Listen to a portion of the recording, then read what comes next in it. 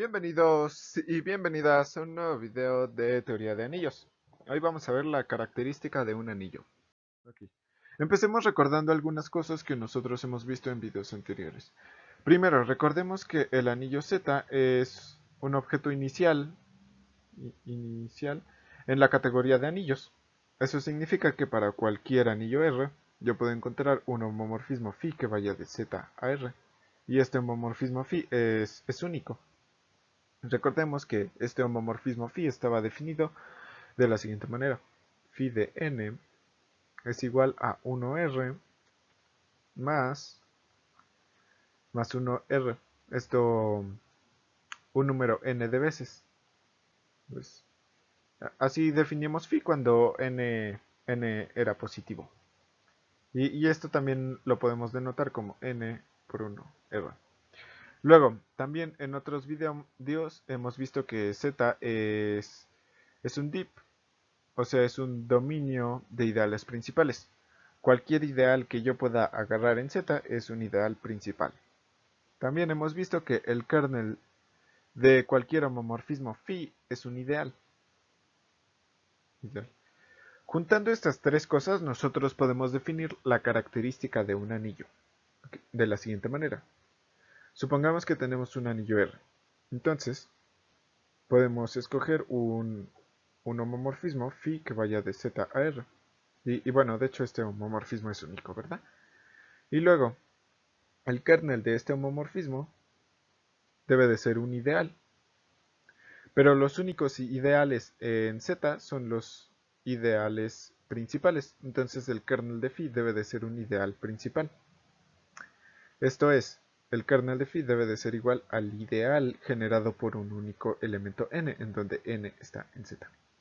Y a este elemento n es al que nosotros vamos a llamar la característica del anillo. Es la característica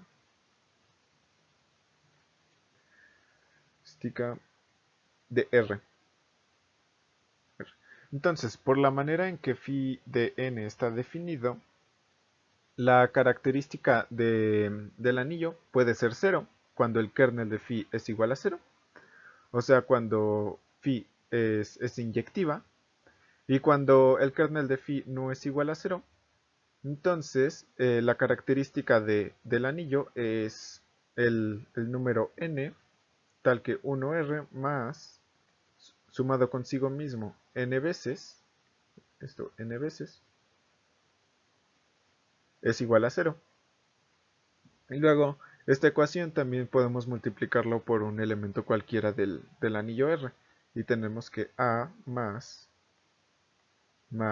A es igual a 0. Entonces, cuando la característica del anillo no es 0, la característica es lo mismo que el número de veces que nosotros debemos de sumar un número consigo mismo para que nos dé igual a 0. Okay. Si nosotros tenemos un anillo R de característica 2,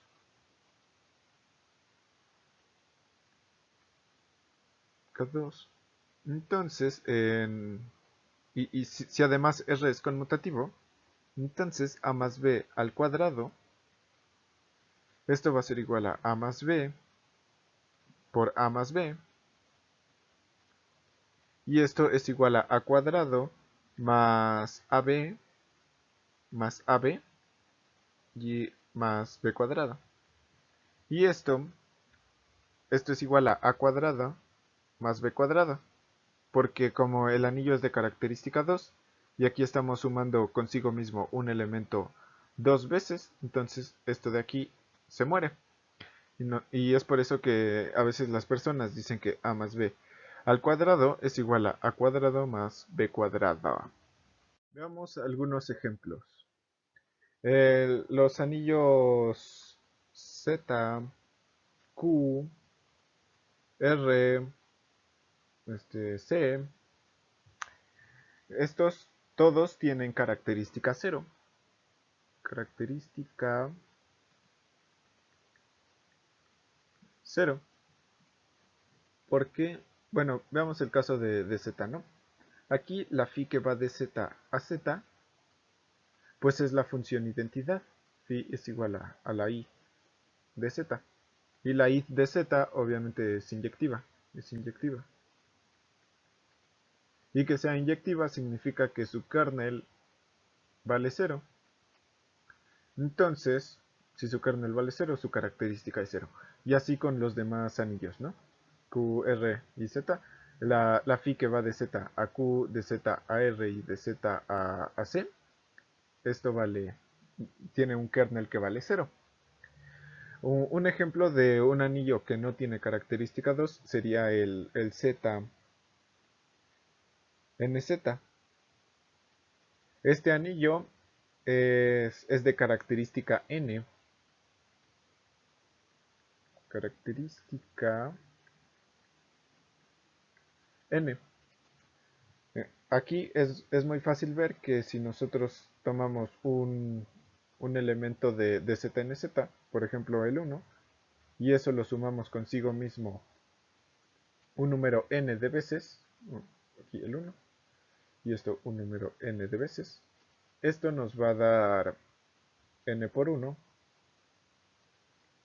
y esto es igual a n, pero n es congruente módulo n con 0, entonces esto vale 0.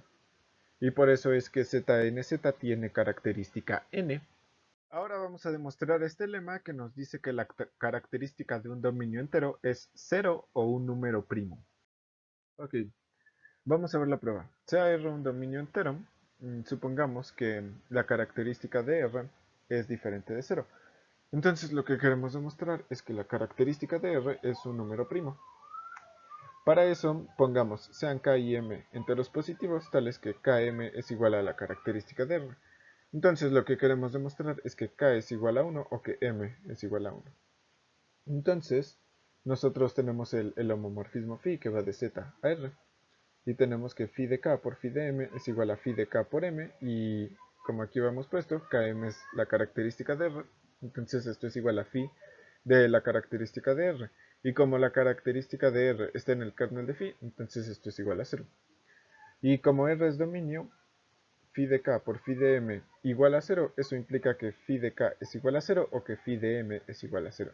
En el primer caso, nosotros tenemos que k está en el kernel de phi, y por definición de característica, el kernel de phi es igual al ideal generado por la característica de r.